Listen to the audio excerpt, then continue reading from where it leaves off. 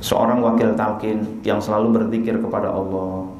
Dia dakwah di Kalimantan, pakai perahu, pakai kelatak gitu kan, perahu yang pakai mesin gitu. Mesinnya mati di tengah sungai malam-malam. Pas di tengah sungai malam-malam, tau-taunya di samping-samping sungai itu ada cahaya dikit-dikit, plik plik plik plik plik plik. Ternyata apa tuh? Buaya. Iya.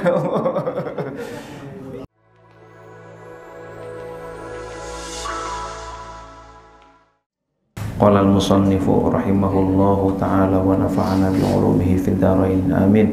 Syekh Ibn Athaillah As-Sukandari, Syekh Sahibul Fatihul Arifin. Al-Fatihah. Pada kesempatan kali ini adalah tentang tingkatan mata batin.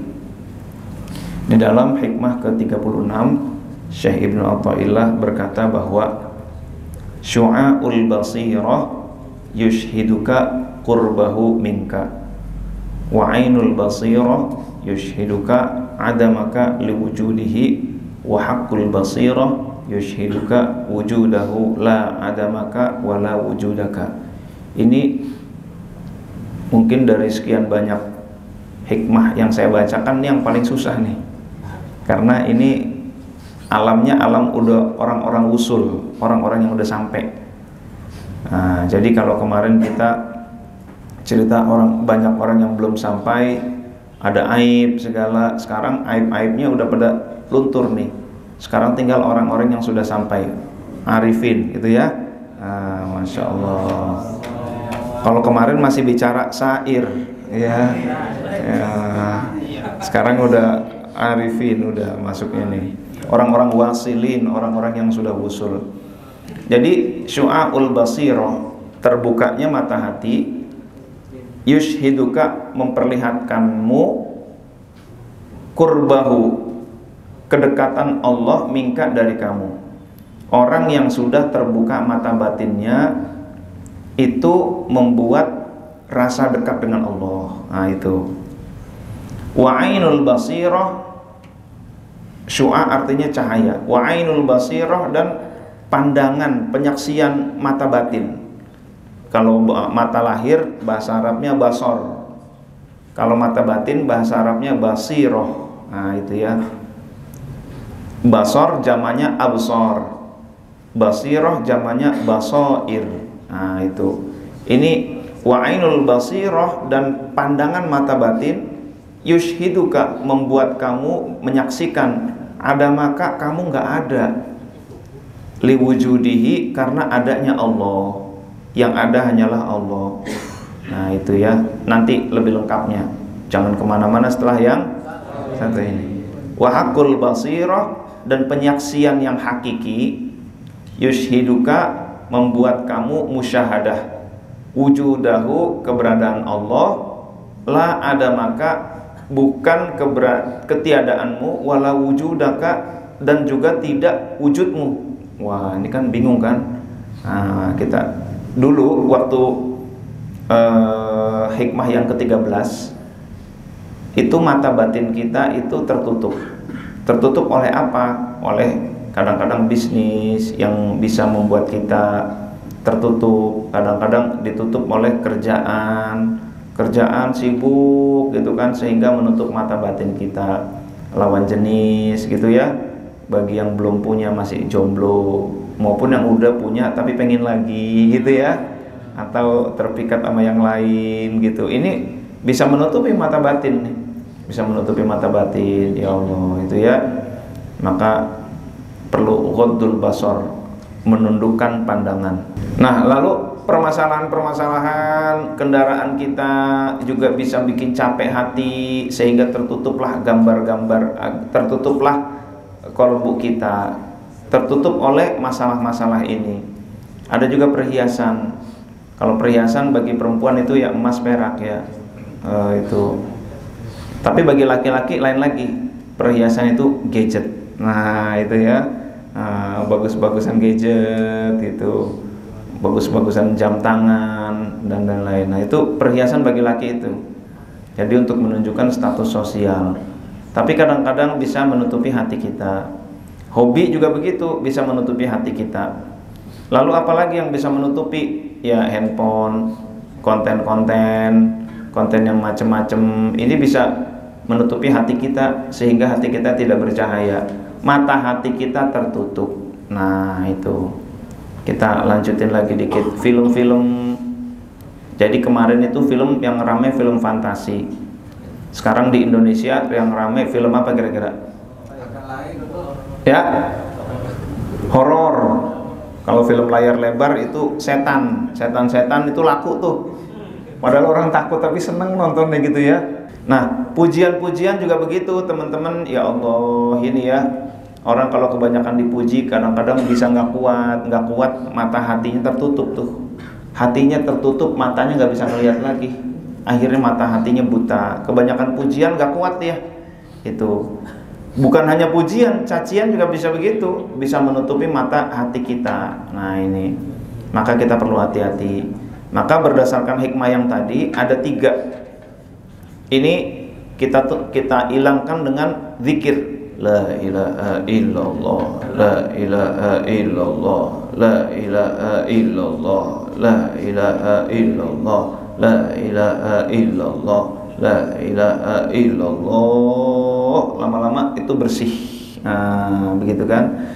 Nah, basirah tadi ada 3. Jadi ada, kalau lengkapnya ada 5. Ada orang yang mata hatinya mati. Ini. Siapa yang mata hatinya mati? Orang yang emang udah dikasih unjuk apapun, hebat apapun nggak mau dia. Siapa yang mata hatinya mati? Contoh di zaman Rasul ada Abu Jahal. Siapa lagi? Abu Lahab. Itu meskipun ngelihat ini mukjizat-mukjizatnya Nabi, dilihat sama dia, bulan dibelah, luar biasa lah pokoknya. Tapi tetap aja itu mata hatinya udah mati. Nah, yang pertama orang yang mata hatinya mati. Yang kedua ada orang yang mata hatinya hidup tapi ketutup. Tetap aja nggak bisa ngelihat juga. Tapi mendingan ini tugasnya lebih ringan. Karena apa? Tinggal buka selaput mata hatinya, maka mata hatinya terbuka. Yang ketiga adalah syu'aul basirah. Nah, yang kita bahas sekarang. Level yang ketiga ini orang yang sudah hidup mata hatinya berbasis ilmu. Nah itu bahasa lainnya syu'aul basirah adalah ilmul yakin. Nah keyakinan berbasis ilmu. Ini kita tahu misalkan umroh. Wah umroh katanya enak. Umroh di sono kalau di Madinah suka dapat sore-sore sebelum maghrib suka dapat bukaan gitu kan. Ada yogurt, ada roti, ada kurma. Di sana suka dapat rezeki, suka dapat temen, suka dapat ketemu dengan orang-orang soleh, tapi suka kehilangan sendal gitu kan, suka kesasar menurut buku-buku, menurut informasi. Itu namanya ilmul yakin, keyakinan berbasis ilmu. Nah, yang kedua adalah ainul yakin atau ainul basirah, keyakinan berbasis pandangan, keyakinan berbasis penyaksian. Itu pas kita ngelihat umroh luar biasa umroh ya, itu tawaf, sa'i, wah padat banget ya, luar biasa, orang-orang pada seneng kayaknya, oh Masjidil Haram begitu, oh Masjid Nabawi begitu gitu kan. Nah itu berdasarkan ainul basirah. Nah, saya lanjutin dulu yang ketiga. Ini bukan gambar saya, bukan berarti saya udah mencapai ini ya, bukan ya. Ini saya lagi nyari gambar orang yang merem gitu kan. Mana ya? Ya udahlah, nggak ada, ya udah saya sendiri dulu dah gitu. Maksudnya dengan memejamkan mata tetapi dia pandangan batinnya melek gitu. Nah ini lebih tinggi lagi nih keyakinan yang kedua. Keyakinan yang ketiga hakul yakin, dia yakin karena sudah mengalami, merasakan. Kayak tadi haji, ada yang tahu tentang haji, tentang umroh, taunya dari kitab-kitab, taunya dari buku. Ada yang tahu tentang haji dan umroh, taunya ngelihat di TV. Oh tuh live streaming Masjidil Haram begini, oh begini luar biasa nih ya, Masjid Nabawi begini.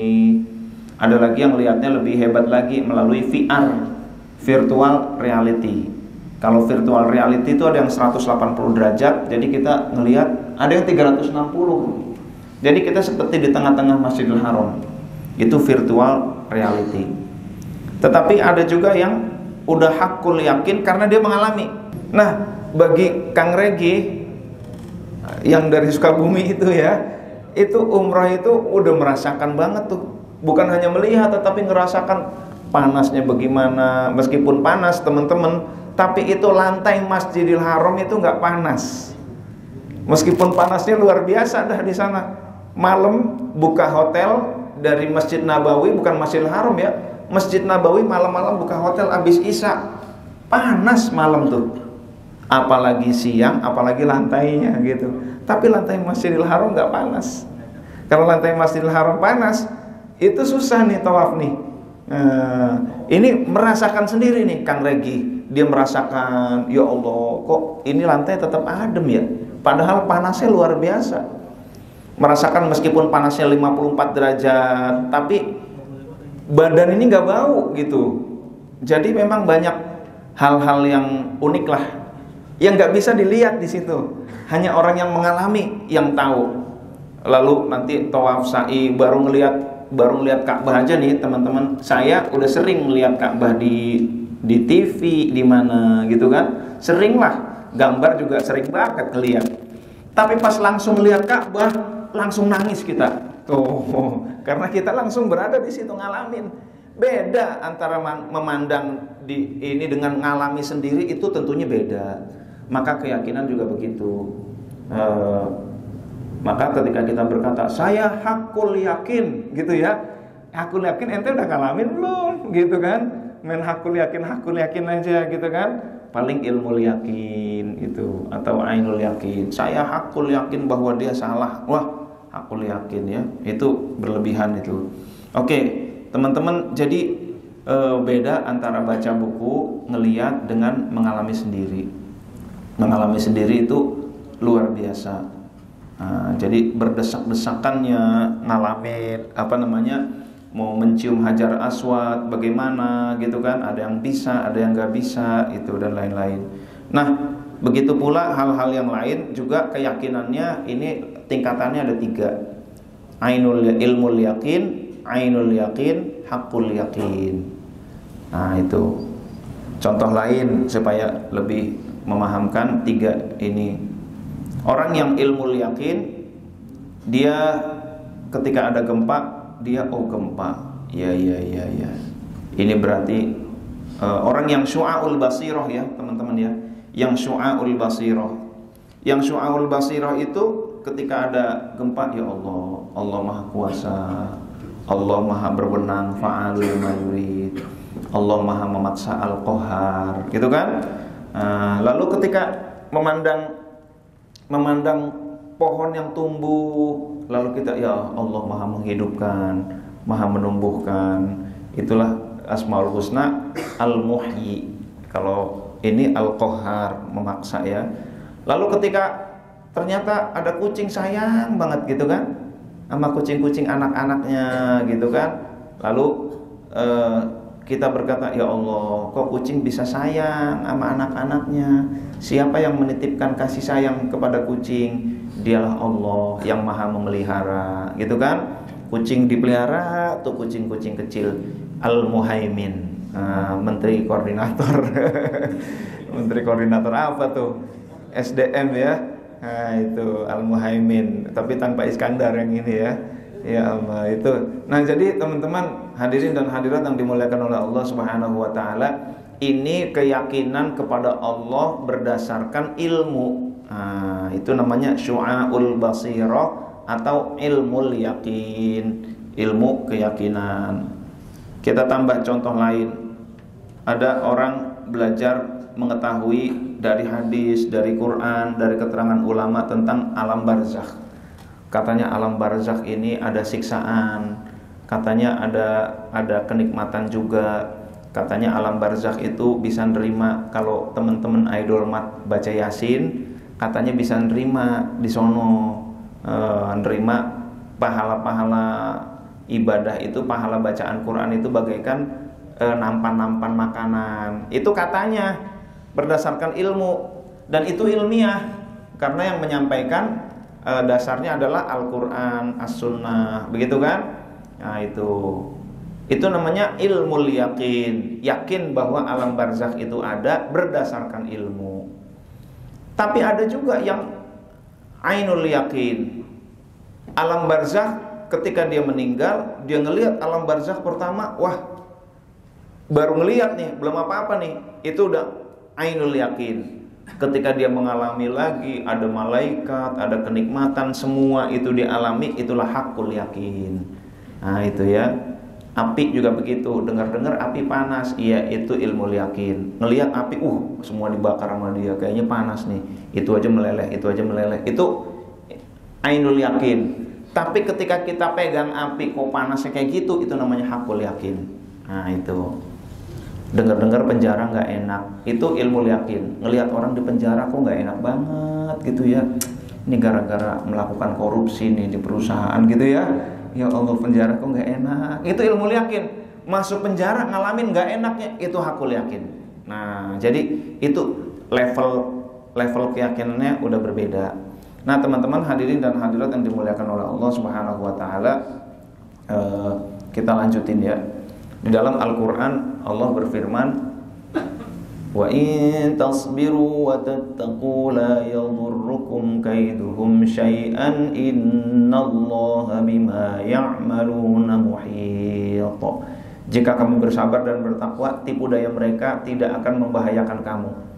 Rasul mau dijebak pakai tanah yang udah digali, nggak bisa. Rasul mau dibunuh dengan ditibankan batu dari atas, nggak bisa. Rasul mau dibunuh ketika hijrah, nggak bisa. Nah ya, tasbiru wa tattaqu, kamu bersabar, kamu bertakwa, la yadurrukum kaiduhum, tipu daya mereka tidak akan membahayakan kamu. Innallaha bima ya'maluna muhit. Allah Maha mengetahui, Allah meliputi segala yang mereka kerjakan, sangat mengetahui, gitu ya, meliputi. Nah hadirin dan hadirat yang dimuliakan oleh Allah, memahami ayat juga ada level-levelnya. Ada yang ilmu yakin, ada yang ainul yakin, ada yang hakul yakin. Siapa yang hakul yakin? Orang yang sudah experiencing, dia mengalami sendiri. Ketika dia yakin bahwa nggak ada yang bisa membahayakan, pokoknya dia hajar, dia perang, kelihatannya bahaya, ternyata kok nggak bisa membahayakan, dia udah hakul yakin. Begitu. Kadang-kadang yang namanya santri kalau tahu sesuatu, yakin sesuatu, itu ilmu yakin. Baru menyantren, dia cuma belajar, dia belum belajar dari UHIDO, Universitas apa? UKIDO ya, Universitas Kehidupan. Nah, kalau dari Universitas Kehidupan, dia bukan cuma ilmu yakin, hakul yakin, dia mengalami. Ternyata kalau kita jujur, kita mujur. Nah, itu ya, bukan hanya baca katanya ada kisah begini, kancil gitu kan, dan buaya, itu kancil rebutan buaya rebutan kancil, selamat. Bukan hanya cerita, itu ilmu yakin, tetapi di UKIDO ya. UKIDO itu mengalami sendiri, jujur, mujur, gitu kan, jujur, berkah, itu ngalamin sendiri itu. Ketika dengki, kita malah sengsara, ngalamin sendiri itu. Ketika curang, kita dapatnya malah dikit, nggak berkah dan lain sebagainya, kita ngalamin sendiri. Nah itulah teman-teman, ketika ikhlas, dapatnya malah banyak. Nah itu. Nah jadi orang yang mengalami level keyakinan itu lebih tinggi. Nah begitu pula memahami ayat-ayat dan hadis. Lalu kita lanjutin dulu. Di dalam sebuah hadis Rasulullah SAW, an Ibnu Abbasin, qala, Ibnu Abbas berkata, kuntu khalfa Rasulillah SAW. Aku suatu saat berada di belakang Rasul. Lalu Rasul berkata, ya gulam, wahai anak muda, wahai anakku, gitu kan. Inni u'allimuka, sesungguhnya aku mengajarkan kepadamu kalimatin, beberapa kalimat. Pertama, ihfazillaha yahfazka, jagalah Allah, niscaya dia akan menjagamu. Nih teman-teman ya, kalau kita banyak berzikir kepada Allah, kita jaga Allah ada di dalam kalbu kita selalu, Allah akan jaga kita. Seorang wakil talqin yang selalu berzikir kepada Allah, Dia dakwah di Kalimantan, pakai perahu, pakai kelatak gitu kan, perahu yang pakai mesin gitu. Mesinnya mati di tengah sungai malam-malam. Pas di tengah sungai malam-malam, tau-taunya di samping-samping sungai itu ada cahaya dikit-dikit, plik plik plik plik plik plik. Ternyata apa tuh? Buaya. Iya. Itu ada cahaya dikit tuh. Plek plek plek, ya Allah, itu luar biasa ya. Nah, jadi itu tetap diselamatkan oleh Allah. Dikelilingin buaya, mesinnya mati, coba. Gitu kan? Oh, dia berdoa kepada Allah, wah, minggir buaya, minggir, gitu kan? Lalu Pak Kiai Wafiuddin waktu di Merapi, restricted area yang gak boleh diinjak oleh manusia itu 20 km dari puncak Gunung Merapi. Pak Kiai Wafiuddin ke kilometer ke-7. Itu ya, karena di situ ada yang gak mau turun.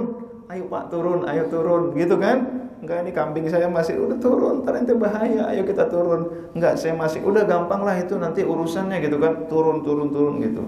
Ke kilometer 7 tuh. Bahkan ketika di Jogja itu orang-orang pada turun, dia nginep di suatu tempat, orang-orang pada turun, beliau ntar besok pagi aja.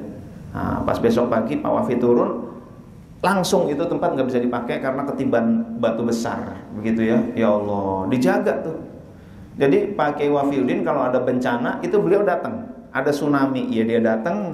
Ada Merapi, ya dia datang. Ada gempa, ya dia datang ke situ, gitu kan? Itu. Namun barangkali karena selalu menjaga Allah di dalam kolbunya, mulutnya basah dengan zikir kepada Allah, dikit-dikit zikir, gitu kan? Ada orang yang zikirnya lebih banyak daripada ngomongnya, sampai istrinya susah mau ngomong. Susah saya mau ngomong sama kamu, zikir mulu, gitu kan? Itu resikonya jadi istri kiai begitu tuh ya. Ya Allah, mau ngomong nunggu dulu, ini kiainya lagi baca Quran. Mau ngomong nunggu dulu, kiainya lagi zikir dulu, gitu kan? Banyakkan zikirnya daripada ngomongnya. Kolbunya ingat kepada Allah terus. Ini Allah jaga dia, orang-orang yang begini tuh, teman-teman. Ihfazillaha yahfazka. Ihfazillaha tajidhu tujahaka, atau di dalam hadis lain tajidhu amamaka. Jagalah Allah, niscaya engkau akan mendapatinya di hadapanmu. Maksudnya bukan berarti kita Allah nih, bukan begitu ya. Tetapi Allah sigap menolong kita. Allah tidak membelakangi kita, memperhatikan kita, maksudnya begitu. Idza sa'alta fas'alillah, kalau kamu mau minta, mintalah kepada Allah. Wa idza sta'anta fasta'in billah, dan kalau kamu mau minta tolong, minta tolonglah kepada Allah. Wa alam, ketahuilah, annal ummata, bahwa umat, rakyat, bangsa, lawijtama'at, kalau mereka berkumpul, ala ayyan fa'uka, untuk memberikan manfaat kepadamu, bisyai'in, sedikit aja, lam yanfa'uka, mereka tidak bisa memberikan manfaat kepadamu, illa bisyai'in, kecuali dengan sesuatu, qad katabahullahu laka, yang Allah sudah tetapkan. Satu negara pengen ngasih manfaat kepada kita sedikit aja nggak bisa, kecuali itu sudah ditetapkan oleh Allah. Nah itu, jadi itulah takdir Allah. Walau ijtama'u, meskipun mereka berkumpul nih umat, ala ayyadurruka, untuk membahayakanmu, bisyai'in, dengan sesuatu, lam yadurruka, tidak akan bisa membahayakan kamu, illa bisyai'in, kecuali dengan sesuatu, qad katabahullahu alaika, yang Allah sudah tetapkan. Jadi meskipun satu negara, satu dunia ingin membahayakan kita, kalau Allah belum takdirkan, Allah belum izinkan, nggak bisa. Maka segala sesuatu itu atas izin Allah. Nah, itu. Maka kalau segala sesuatu atas izin Allah, orang nggak perlu terlalu takut. Wah, nanti kalau saya begini gimana ya? Kalau saya begini nanti begini. Kalau saya dipecat, padahal saya bener nih, ntar dipecat saya makannya dari mana? Banyakan takutnya.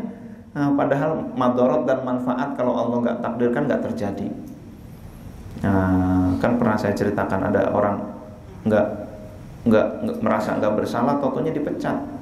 Pas dipecat, wah saya kok perasaan nggak bersalah, saya difitnah nih sama teman. Akhirnya udahlah, pas keluar dia bikin kumpul sama teman-temannya, bikin kumpul. Pas kumpul temennya, loh masakan ente enak nih. Masa sih? Iya enak, ente bikin warung aja. Oh gitu ya? Iya.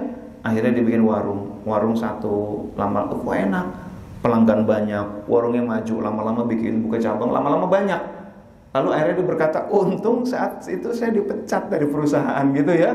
Meskipun wasilahnya adalah fitnah, wasilahnya saya nggak enak awalnya dipecat, tapi ujung-ujungnya sengsara membawa nikmat. Nah itu.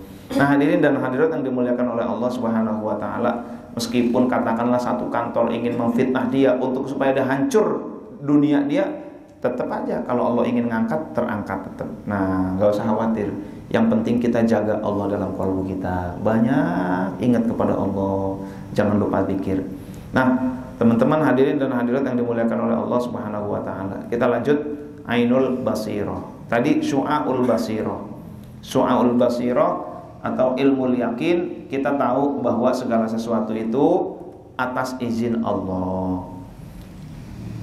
Dan diksi-diksi bagi orang yang syu'aul basirah itu begini: alhamdulillah saya punya rumah sekian, alhamdulillah saya punya rezeki sekian, gitu kan?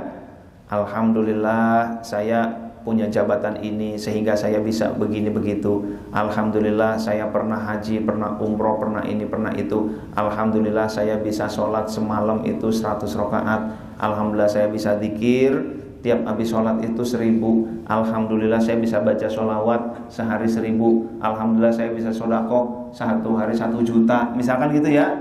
Alhamdulillah saya bisa. Ini diksinya orang-orang yang ilmu yakin, syu'aul basirah. Tapi tidak begitu pada level yang kedua, yaitu level ainul basirah. Kalau bagi orang umum itu yang tadi itu udah bener tuh. Alhamdulillah saya bisa sholat 100 rakaat. Alhamdulillah saya bisa sodaqoh. Itu udah bener tuh, begitu. Tapi bagi ainul basirah itu diksi itu kurang bener. Kenapa? Baik bisa itu diganti menjadi mampu, menjadi dimampukan. Nah gitu kan. Diksi punya Allah titipkan. Nah itu ainul basirah. Udah lebih tinggi lagi tuh. Diksinya jadi pernah Allah jadikan, Allah beri kesempatan. Nah itu ya. Karena penentunya segala sesuatunya Allah. Maka kalau diksinya saya punya rumah 10 gitu ya, bukan begitu. Alhamdulillah saya dititipi Allah 10 rumah, gitu kan?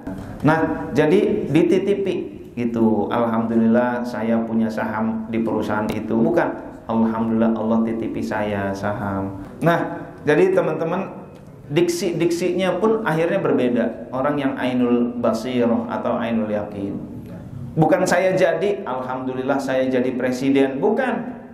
Alhamdulillah Allah tugaskan saya, atau Allah beri amanah kepada saya, yaitu jabatan presiden. Nah itu amanah tuh dari Allah tuh. Nah itu ya. Kalau Allah nggak kasih ya Prabowo nggak bisa jadi presiden kalau nggak diizinin. Nah lalu saya pernah, itu diksinya diganti.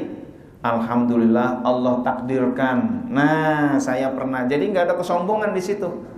Yang punya nggak sombong, yang menjabat nggak sombong, yang pernah punya prestasi nggak sombong. Lalu diksi bisa diganti.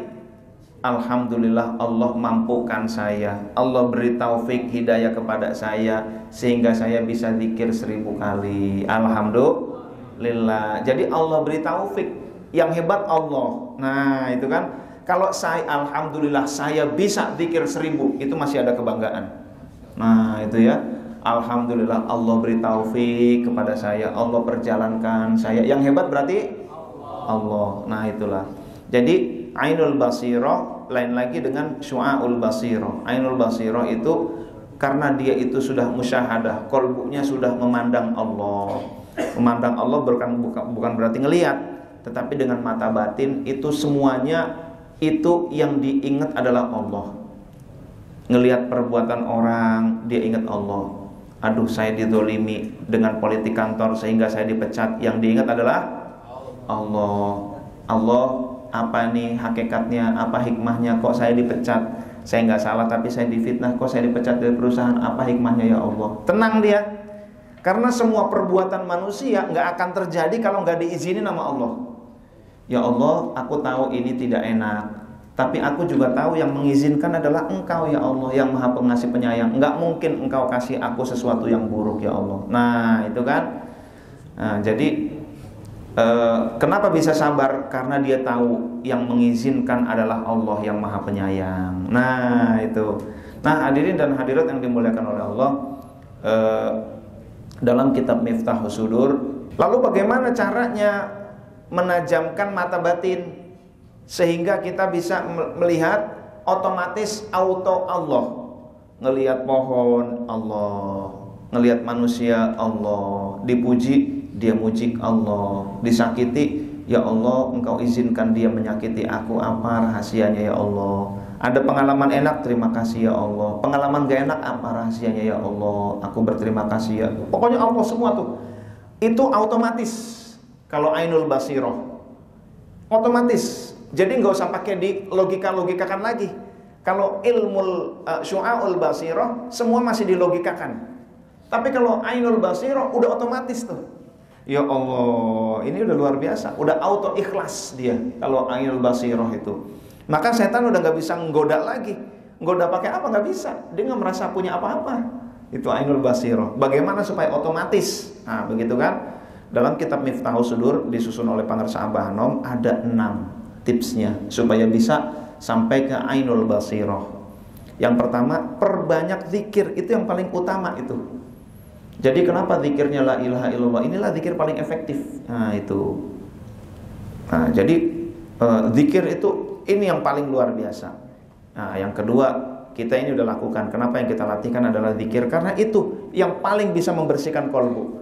Kalau kolbunya bersih, selaput-selaput hilang, ainul basiroh, bisa memandang dengan pandangan mata batin. Yang kedua, tutup pandangan. Maksudnya apa? Pandangan lahir dari yang dari yang diharamkan oleh Allah, ditutup itu pandangannya. Karena apa? Sering memandang itu bisa menutupi batin kita. Itu. Jadi rugi sebenarnya, bukan cuci mata ya sebenarnya ya. Ngotorin mata gitu kan. Mau ngapain lo keluar? Gue jalan sore-sore, kenapa di situ banyak yang cantik, apa cuci mata gitu kan? Itu terbalik tuh. Justru ngotorin mata hati. Itu nempel, ada cantik lagi, ada cantik lagi, ada cantik. Itu ngotorin mata tuh. Apalagi kalau dilihatin terus gitu kan, dipancar terus, wah makin tebal itu hijabnya. Akhirnya nggak bisa ainul basiroh. Nah jadi tutup pandangan. Yang ketiga, tahan syahwat. Ini teman-teman puasa pengennya sih ngopi gitu kan, tapi menahan diri, nggak apa-apa dah. Yang penting saya melakukan ini supaya Allah ridho. Itu tahan syahwat. Lalu makanan yang halal, wah ini sih udah wajib banget nih. Makanan haram, jangan berharap mata batinnya terang. Jangan berharap bisa melihat dengan mata batin. Ainul basiroh, ainul yakin ya nggak bakal bisa. Kalau udah hartanya haram, ya udah susah dah urusan. Subhat aja bisa nutupin, apalagi haram. Lalu muraqabah, merasa diawasi oleh Allah Subhanahu wa taala dan ikuti sunnah. Maka di Suryalaya itu bukan hanya amalan yang wajib, yang sunnah-sunnah digalakkan di situ. Sholat awabin, habis maghrib, sholat isyraq, gitu kan, qobliyahnya, tahajudnya dan lain sebagainya. Nah, itulah teman-teman hadirin dan hadirat yang dimuliakan oleh Allah Subhanahu wa taala. Intinya di dalam hikmah ini ada 3 keyakinan, yaitu ilmul yakin, keyakinan atau mata batin yang harus dilogikakan baru bisa masuk. Lalu yang kedua adalah ainul yakin, keyakinan karena pandangan, mata batin yang sudah bisa memandang auto Allah, semuanya itu Allah, gitu kan. Yang ketiga adalah hakul yakin. Ini jelasinnya makin susah. Jadi saya sampai sini aja nih ya. Wah, ini udah makin susah lagi karena di luar di luar jangkauan Anda, gitu kan. Bahasan di luar jangkauan Anda, gitu ya. Wah, saya udah susah nih, bahasanya udah susah. Udah deh, saya sudahi dulu, ganti tanya jawab aja ya. Barangkali masih di dalam jangkauan kita gitu.